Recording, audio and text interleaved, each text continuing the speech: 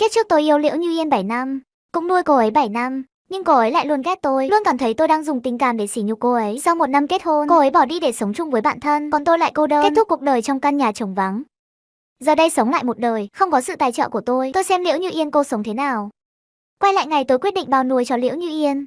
Cao Thầy, bạn thanh mai trúc mã của Liễu Như Yên, giận dữ hết vào mặt tôi. Anh tưởng có tiền là ghê gớm lắm sao? Bọn tôi mới không thèm đồng tiền bẩn thỉu của anh. Ha ha, anh nghĩ cũng hay đấy. Tiền này tôi ném cho chó ăn, cũng không để các người hưởng. Chẳng qua chỉ có 2 đồng bẩn thỉu, nếu không phải anh đầu thai đúng chỗ, anh tưởng mình là cái thá gì, đừng tưởng bọn tôi thèm lắm. Nhìn Cao Thái trước mắt, tôi thần tình mơ hồ. Khi tôi nhìn về phía Liễu Như Yên, tôi không nhịn được lùi lại một bước, mới đứng vững. Liễu Như Yên yếu ớt như vậy, tôi đã không nhớ rõ bao lâu rồi không gặp. Dù sao đó cũng là chuyện kiếp trước. Thấy tôi lùi lại, Liễu Như Yên hơi ngạc nhiên. Cao Thái vẫn không ngừng lải nhải, nhưng tôi đã chẳng nghe thấy gì nữa. Trong mắt chỉ còn Liễu Như Yên. Tất cả những điều này đều giống hệt như kiếp trước. Lúc đó cô ấy cũng không muốn nhận sự tài trợ của tôi, nhưng tôi lại cố chấp nhất định phải tài trợ. Tôi yêu Liễu Như Yên 7 năm, biết hoàn cảnh gia đình cô ấy. Cha cô ấy là một tay cờ bạc, mỗi lần thua sạch tiền là xây khướt. Về nhà đánh đập cô và mẹ cô, cuối cùng mẹ cô không chịu nổi, đã chọn tự sát. Từ đó Liễu Như Yên chỉ có thể đi nhặt rác làm thêm, rồi nhờ học bổng mà đi học. Còn tôi, Trần Phàm, từ nhỏ đã xuất thân giàu có. Tôi và cô ấy vốn không nên có liên hệ, vì thành tích của cô ấy luôn rất xuất sắc, nên trường chúng tôi vì tỷ lệ tốt nghiệp cấp cô ấy học bổng. Chúng tôi mới học chung trường cấp 3, lúc đó bạn học xung quanh tôi, nhà ai cũng rất giàu, họ ở trường chỉ lá cho có lệ. Tốt nghiệp xong về nhà thừa kế tài sản, chỉ có Liễu Như Yên, cô ấy có mục tiêu rõ ràng, trên lớp chăm chỉ học tập, tan học vất vả đi làm thuê. Cô ấy luôn không kiêu ngạo, không tự ti, cô ấy quá khác biệt, giống như một bông hoa anh đào, xinh đẹp kiên cường mọc trong nhà kính, trông thật không hợp với những bông hoa nhỏ xung quanh, nên tôi đã thích cô ấy. Lúc đó tôi luôn tự cho là đúng, đem tất cả những thứ tôi cho là tốt nhất cho cô ấy, nhưng lại hoàn toàn bỏ qua cảm nhận của cô ấy. Như Yên, đây là thịt bò ốc do người nhà tôi làm, tôi thích ăn nhất, em nhanh nếm thử đi, còn cả gan ngỗng này nữa, đây là bố tôi đặc biệt chuẩn bị. Thơm vô cùng. Trần Phàm, làm sao cô ta biết gan ngỗng là gì chứ? Ha ha ha, sợ là cô ta còn chẳng có tiền ăn gan gà. Liên quan gì đến các người, nhiều chuyện quá. Tôi chỉ mải cãi nhau với bạn học, nhưng lại không nhìn thấy ngón tay Liễu Như Yên siết chặt hộp cơm. Cô ấy lạnh lùng nói, Trần Phàm, cảm ơn ý tốt của cậu, nhưng không cần đâu, đừng khách sáo Liễu Như Yên, cậu cứ theo Trần Phàm đi. Như vậy cậu sẽ không phải đi làm thêm nữa, nhanh bám lấy người ta đi. Đúng vậy, đến lúc đó bố cậu muốn đánh bạc thế nào cũng được, cũng sẽ không còn nghĩ đến học phí của cậu nữa. Ha ha ha ha, tất cả mọi người đều cười ầm lên. Tôi đập bàn, tất cả im miệng hết cho tôi. Liễu Như Yên quay người chạy ra ngoài, tôi đuổi theo sát phía sau. Như Yên, đừng nghe bọn họ nói em vậy. Ăn cơm trước đi, không thì tối anh đi làm thêm. Cơ thể em sẽ không chịu nổi đâu. Liễu Như Yên dừng lại, cô ấy đột ngột quay đầu lại, ánh mắt tràn ngập sự căm ghét và chán ghét. Thế nhưng trí nhớ của tôi luôn rất kém, có thể nói tôi căn bản không để tâm chuyện này. Tôi rất nhanh đã quên, tiếp tục như mọi ngày quấn lấy Liễu Như Yên. Sau này tôi và cô ấy thi đỗ cùng một trường đại học, nhưng tiếc là suất học sinh nghèo của cô ấy ở đại học có vị bạn học nhờ quan hệ trong nhà, dành mất thời điểm khốn khổ nhất của cô ấy, chỉ có thể ăn một cái bánh bao, rồi lấy canh miễn phí ở căng tin để lót dạ. Tôi đau lòng vô cùng, tôi nói muốn tài trợ cho cô ấy, nhưng lại bị cô ấy từ chối. Cô ấy ở đại học mỗi ngày phải làm 3 công việc, thậm chí mệt đến mức tôi không chịu nổi kéo cô ấy lại. Sao em không chịu nhận sự giúp đỡ của anh? Em vất vả như vậy, rốt cuộc là vì cái gì? Nhưng sau này, khi tôi tìm đến giáo viên chủ nhiệm của cô ấy, tôi cưỡng ép đóng học phí cho cô ấy. Tôi cuối cùng hiểu được chút chuyện, biết phải để ý đến lòng tự trọng của cô ấy, nên khi ăn cơm, tôi thường nói ăn không hết, bảo cô ấy cùng ăn với tôi. Ra ngoài chơi, cũng luôn nói là giành được phiếu miễn phí, cưỡng ép kéo cô ấy đi cùng. Dần dần tôi lầm tưởng, quan hệ giữa tôi và Liễu Như Yên rất thân, cứ thế tôi liên tục tài trợ cho cô ấy để làm cô ấy vui. Tôi thậm chí còn tài trợ luôn cho bạn cô ấy, Cao Thái. Sau khi tốt nghiệp, Liễu Như Yên bắt đầu khởi nghiệp, khi cô ấy còn đang học, đã cùng bạn bè đầu tư mô hình chứng khoán, nhưng lại chẳng thể kêu gọi được đầu tư, nhưng cô ấy khó chịu. Tôi không nỡ, nên đơn giản là bảo bố tôi đầu tư cho cô ấy. Tôi nhớ rất rõ tối hôm đó, Liễu Như Yên cứ im lặng mãi, tôi ôm cô ấy, lúc sắp ngủ tiếp đi. Cô ấy đột nhiên lên tiếng, Trần Phàm, sao cậu lại làm vậy? Lúc đó tôi cứ nghĩ cô ấy muốn nói là, sao cậu lại tốt với tôi như vậy, nên tôi an tâm trả lời cô ấy, vì anh thích em mà. Như Yên, em có thích anh không? Tôi nắm chặt tay cô ấy đầy tình cảm, anh tốt với em như vậy rồi, nếu em vẫn không chịu ở bên anh, thì thật là quá vô tâm rồi. Thực ra tôi chỉ đùa thôi. Liễu Như Yên không nói gì. Tôi ngây thơ nghĩ rằng cô ấy đã đồng ý, và chúng tôi cứ thế ở bên nhau. 1 năm sau chúng tôi kết hôn. Đám cưới cũng qua loa cho xong, họ hàng Liễu Như Yên không một ai đến, chỉ có mình cô ấy. Sau khi cưới, Liễu Như Yên vẫn lạnh nhạt với tôi như trước. Tôi thật quá ngốc, tôi lại nghĩ rằng chỉ cần tôi chân thành, đối xử tốt, thì một ngày nào đó, dù là núi băng cũng sẽ bị tình yêu của tôi làm tan chảy. Nhưng điều tôi không ngờ tới là trái tim cô ấy lại làm bằng thép, căn bản không thể tan chảy, vì trái tim cô ấy từ đầu đến cuối vẫn ở bên Cao Thái. Mâu thuẫn giữa tôi và cô ấy cuối cùng cũng bùng nổ. Tôi không chịu nổi sự lạnh nhạt này qua ngày của cô ấy. Tôi bắt đầu chất vấn cô ấy. Liễu Như Yên, em có phải thích bạn thanh mai trúc mã của em không? Cô ấy chỉ lạnh lùng nhìn tôi, không nói một lời. Tôi thì như phát điên mà mắng. Nếu lúc đầu tôi biết em là loại người vong ân phụ nghĩa như vậy, tôi còn không bằng nuôi một con chó. Ít ra nó còn biết vẫy đuôi với tôi.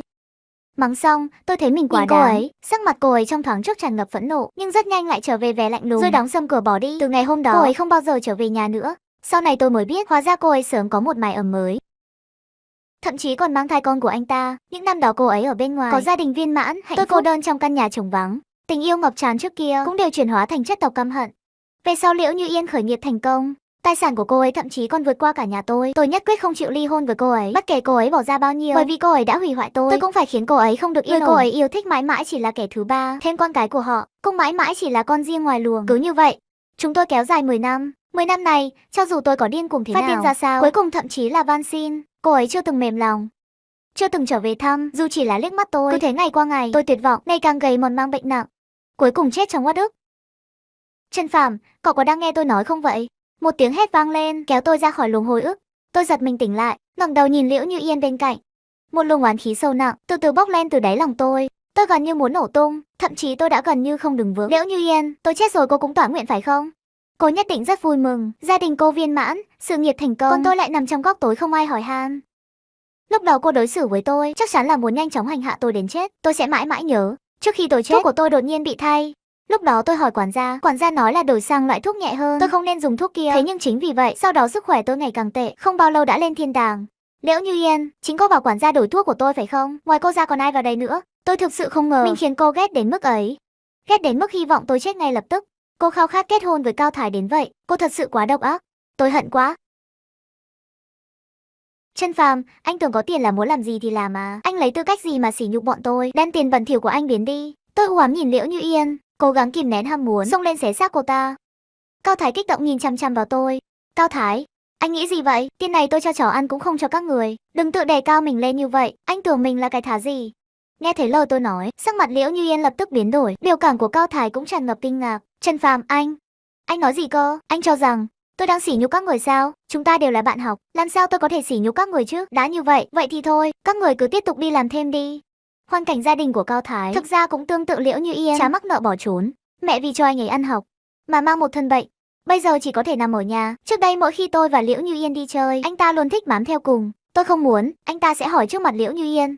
Trần Phàm, anh có phải cảm thấy tôi nghèo, không xứng làm bạn với anh không? Mỗi lần tôi còn chưa kịp nói, Liễu Như Yên đã khoác tay anh ta, rồi trầm giọng nói với tôi. Trần Phàm, nếu anh cảm thấy bọn tôi không xứng làm bạn với anh, vậy tôi cũng không đi nữa, nên tôi chỉ có thể miễn cưỡng dẫn anh ta theo. Lúc ăn cơm, anh ta sẽ nhìn món ăn trên bàn và nói, Trần Phàm, anh ngày nào cũng được ăn những thứ ngon thế này à? Xem ra chúng ta quả thực không phải người cùng một thế giới. Rõ ràng không khí rất tốt, Cao Thái đột nhiên nói một câu như vậy. Sau đó Liễu Như Yên cũng không nói chuyện với tôi nữa, cho đến một ngày, chúng tôi đang trên đường đi chơi. Tôi đột nhiên nghĩ đến điều gì đó, quay đầu lại, tôi liền thấy trong mắt anh ta tràn ngập vẻ âm mưu và oán hận. Lúc đó tôi mới chợt nhận ra, anh ta ghét tôi, hoặc có thể nói anh ta hận tôi.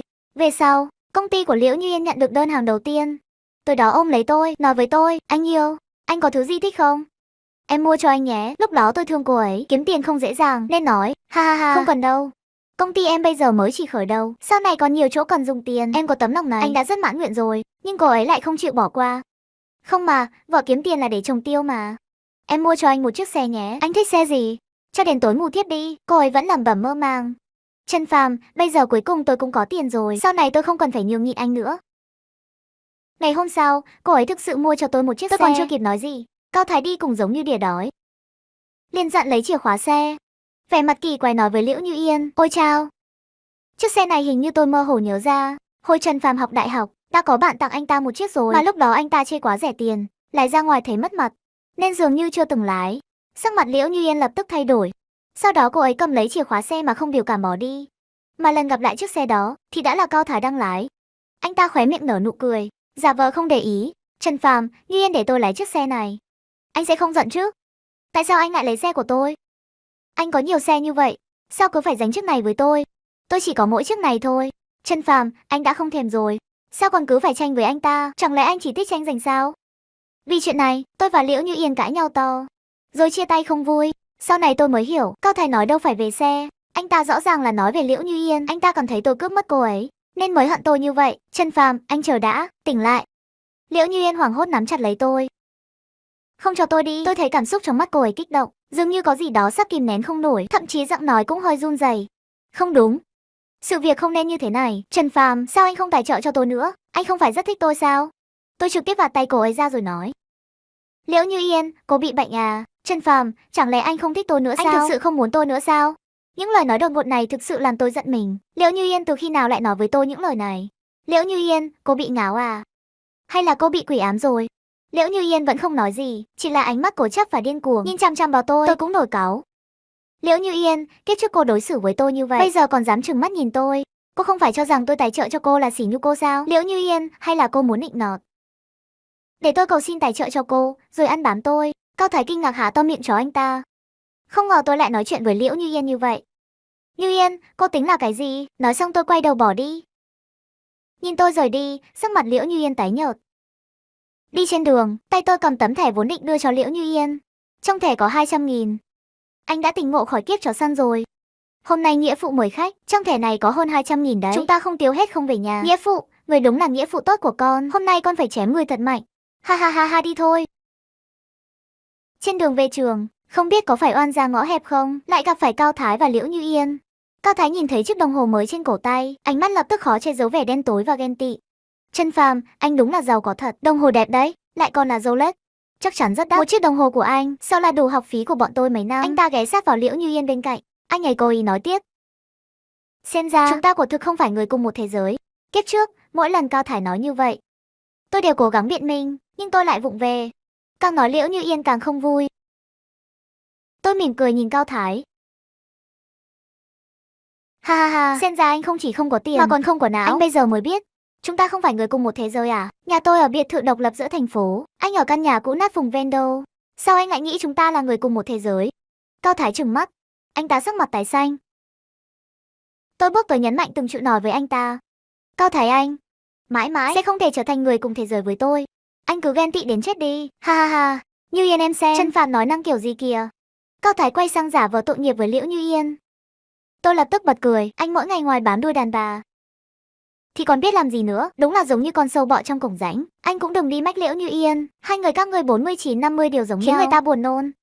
Mắng xong tôi trực tiếp bỏ đi, không thèm để ý đến họ nữa. Cuối cùng, anh em của tôi nói với Liễu Như Yên, tôi cảnh cáo cô tốt nhất đừng đến quấy rầy anh em tôi nữa. Nếu không, tôi sẽ cho các người biết tại sao hoa lại có màu đỏ. Mấy ngày sau, cận vệ đặc biệt đến tìm tôi, vui sướng nói. Thiếu gia không biết đâu, người không còn tài trợ cho Liễu Như Yên và Cao Thái nữa. Bây giờ hai người họ thảm hại vô cùng. Ngay cả học phí cũng không đóng nổi. Còn nghe nói bây giờ, Liễu Như Yên điên cuồng đi làm thêm. Hôm trước Cao Thái còn định mua cái quần mới. Kết quả quẹt hết thẻ cũng không còn đủ. Ha ha ha, thật là hả hê. Cuối cùng bán cái điện thoại. Trước đây người mua cho Liễu Như Yên mới miễn cưỡng đủ. Nhớ lại trước đây, chiếc điện thoại tôi mua cho Liễu Như Yên cuối cùng lại rơi vào tay Cao Thái. Tôi cúi mắt xuống mỉa mai, ha ha. Vậy à, anh ta đúng là đủ nghèo. Nói xong chúng tôi còn chưa đi được mấy bước, tôi đã bị Cao Thái chặn lại. Anh ta kích động, tức giận nói, Trần Phàm, tại sao anh không tiếp tục tài trợ cho Liễu Như Yên? Anh có biết không, cô ấy là người học giỏi nhất trường. Nếu cô ấy bị ảnh hưởng vì học phí, anh có gánh nổi trách nhiệm này không? Tôi đầu tiên là sửng sốt, sau đó tức cười. Thật là đê tiện không biết xấu hổ. Chưa từng thấy ai vô liêm sỉ như vậy. Thành tích của cô ta có đứng nhất hay không thì liên quan gì đến tôi? Tôi là cha cô ta à, còn bắt tôi chịu trách nhiệm. Thật là nực cười, anh sao có thể nói như vậy? Rất nhanh vì cuộc tranh cãi của chúng tôi, xung quanh đã có rất nhiều bạn học vây quanh, họ đều chỉ trỏ vào tôi, làm tôi trông như một tên côn đồ ức hiếp đàn bà. Cao Thái nhìn thấy tình huống này, lập tức càng hăng hái hơn, hắn chỉ vào tôi tiếp tục gào lên, Trần Phàm, một chiếc đồng hồ của anh đã đủ học phí của chúng tôi, mấy năm rồi anh tài trợ cho chúng tôi có sao?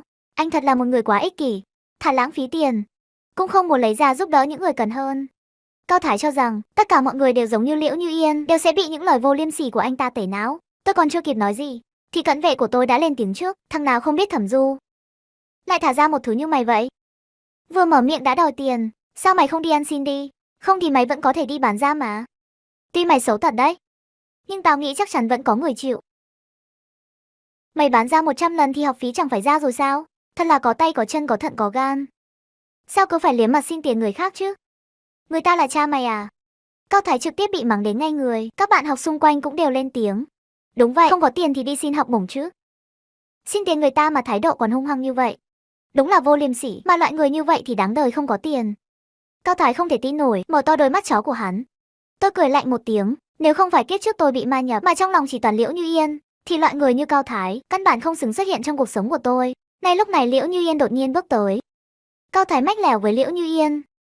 Như Yên cô xem, Trần Phàm nói những lời đó Tôi chỉ nói Trần Phàm tài trợ cho cô một chút, anh ta giàu như vậy còn mua nhiều đồng hồ, xe hơi như vậy đều không muốn tài trợ cho cô. Tôi không biết đã làm gì mà mất lòng anh ta mắng tôi thậm tệ luôn.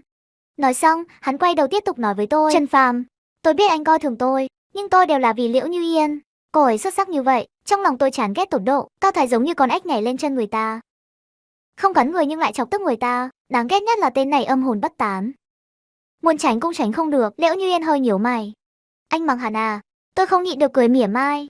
Quả nhiên chỉ cần Cao Thái giả vờ đáng thương, cô ấy sẽ bắt đầu chất vấn tôi. Đúng vậy, hắn nói đúng, tôi chính là mắng hắn đấy thì sao?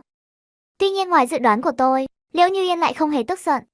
Cô ấy cúi đầu xuống, giọng điệu dịu dàng, gần như nịnh nọt, nói chắc là anh ấy đã làm gì đó không tốt, khiến anh tức giận. Ngay sau đó cô ấy nói với Cao Thái, nhẹ nhàng nói, Trần Phàm không phải người vô lý. Anh hãy xin lỗi anh ấy đi. Tôi trợn mắt há hốc mồm, trong giây lát tưởng như mình chưa tỉnh ngủ. Cao Thái cũng ngây người. Rất lâu sau mới khó tin nói với Liễu Như Yên. Cô nói gì cơ? Tôi bảo anh xin lỗi.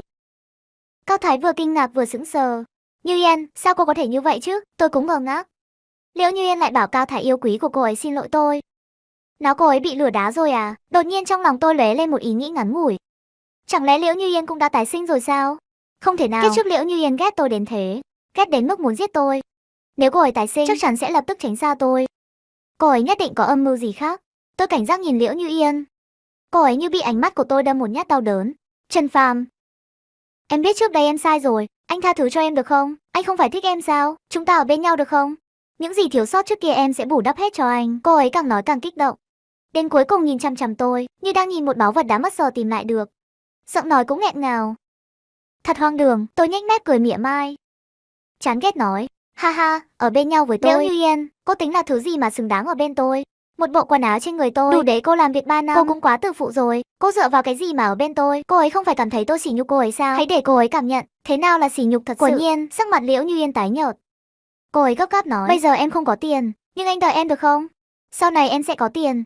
Sự căm hận và chán ghét trong lòng tôi gần như không kiềm chế. Nhìn cô ấy, tôi khinh bỉ nói, Liễu Như Yên, cho dù tất cả phụ nữ trên đời này chết hết, tôi cũng sẽ không ở bên cô. Nói xong tôi liền quay người bỏ đi. Liễu Như Yên cứ thất hồn lạc phách nhìn theo tôi, trông thật đáng thương. Đứng ở đó hồn cũng như bị rút đi. Sáng sớm hôm sau, chuông điện thoại của tôi reo lên. Tôi cầm điện thoại lên, là Tiên Tiên, bạn cũ của tôi gọi đến. Kiếp trước bạn tặng xe cho tôi. Cô ấy là bạn lúc nhỏ của tôi. Vì kiếp trước tôi chỉ để mắt đến Liễu Như Yên, nên rất ít liên lạc với cô ấy. Tôi hơi ngẩn người. Nhận cuộc gọi, giọng nói phấn khích của cô ấy vang lên từ điện thoại. Trần Phàm, nghe nói cậu mắng Liễu Như Yên, đá con nhỏ đó rồi hả? Tôi còn chưa kịp nói gì, cậu ấy đã kích động tiếp tục nói, sớm nên cho cô ta biết tay rồi. Ăn của cậu uống còn xin yêu cậu. Trước đây bọn tớ không dám nói, cuối cùng cậu cũng tỉnh ngộ rồi. Ha ha. Đúng vậy, bây giờ tớ cuối cùng đã tỉnh ngộ rồi. Có chuyện gì vậy? Tối nay tụ tập. Vẫn chỗ cũ nhé, 8 giờ nhất định phải đến đấy. Tôi đến quán bar. Tiên Tiên rất vui. Trần Phàm, cậu thật sự không thích Liễu Như Yên nữa à? Tôi nhìn cô ấy một cái, ánh mắt cô ấy lập tức né tránh. Tai cũng ửng hồng lên. Trong lòng tôi hơi buồn cười. Tiên Tiên thích tôi. Điều này tôi biết, nhưng kiếp trước tôi chỉ để mắt đến Liễu Như Yên. Cuối cùng, thậm chí còn vì Liễu Như Yên mà cãi nhau với cô ấy. Ha ha ha, đúng vậy, trước đây là tớ mù quáng, nhìn lầm người rồi. Tiên Tiên cúi đầu xuống, từ từ tiến sát đến tôi, khẽ nói, vậy cậu nhìn tớ xem. Cô ấy còn chưa nói hết, một người đột ngột nắm lấy cánh tay tôi. Tôi quay đầu lại, lại nhìn thấy gương mặt Liễu Như Yên tái mét đáng sợ. Cô ấy cúi mắt xuống, cơ thể căng cứng. Giọng nói bình tĩnh nhưng kìm nén cảm xúc. Tôi không hiểu. Anh đi với em. Tôi sợ ầm ĩ trước mặt bạn bè sẽ mất mặt, đành phải cùng cô ấy ra ngoài. Liễu Như Yên, cô bị bệnh thật à? Lại phát điên cái gì nó đây? Liễu Như Yên không nói một lời, chỉ nhìn chăm chăm vào tôi. Từ khi tái sinh đến giờ, thái độ của cô ấy với tôi luôn rất ngoan ngoãn, gần như là nịnh nọt. Lúc này khóe mắt cô ấy ửng đỏ, cố gắng kìm nén cảm xúc. Cô ấy khàn giọng nói, Trần Phàm, anh vừa nói gì? Tôi nói, tôi không thích cô nữa, trước đây là tôi mù quáng. Nghe rõ chưa? Không thích em nữa, không thích em nữa. Liễu Như Yên nhìn tôi với ánh mắt khó tin. Trần Phàm, anh nói lại lần nữa. Những lời anh nói trước đây là thích em, nói muốn ở bên em, nói anh sẽ không bao giờ rời xa em. Chẳng lẽ đều là giả sao? Sắc mặt Liễu Như Yên điên cuồng, nhưng tôi lại bình tĩnh. Không đúng, kiếp này tôi chưa từng nói những lời đó. Những lời đó rõ ràng là tôi nói với cô ấy khi kết hôn ở kiếp trước. Sao cô ấy biết được? Liễu Như Yên, cô cũng trở về rồi đúng không?